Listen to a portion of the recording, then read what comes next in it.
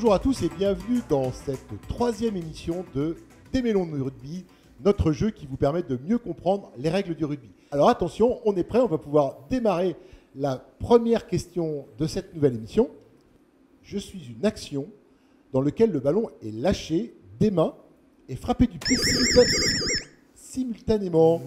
Alors Gilles, quelle est votre réponse? Je pense que c'est le drop. On va voir Guéna ce qu'il en pense avec cette nouvelle réponse. Effectivement, le drop, c'est une bonne réponse. Le drop fait partie des différents jeux au pied.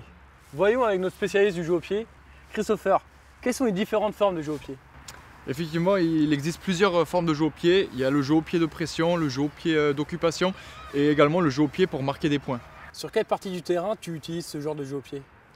Notamment en sortie de camp, on va utiliser le jeu au pied pour le gain du terrain, pour sortir rapidement de la zone dangereuse dans laquelle on peut concéder des points à l'adversaire.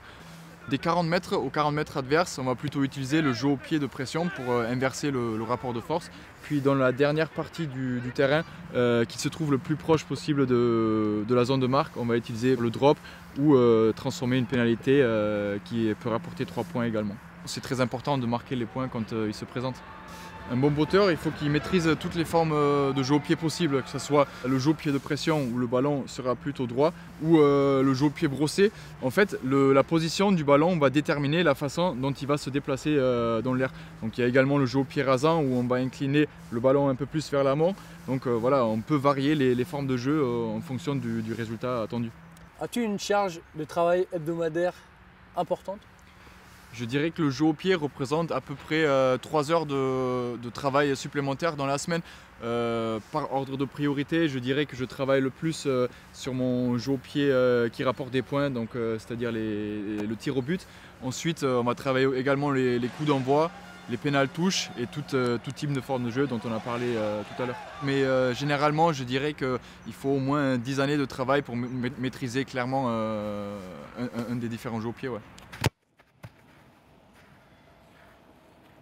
Et voilà, encore un nouveau point pour Gilles. Bravo Gilles. Merci. Attention, donc une deuxième question. Je suis une nouvelle règle imposée cette saison par le World Rugby.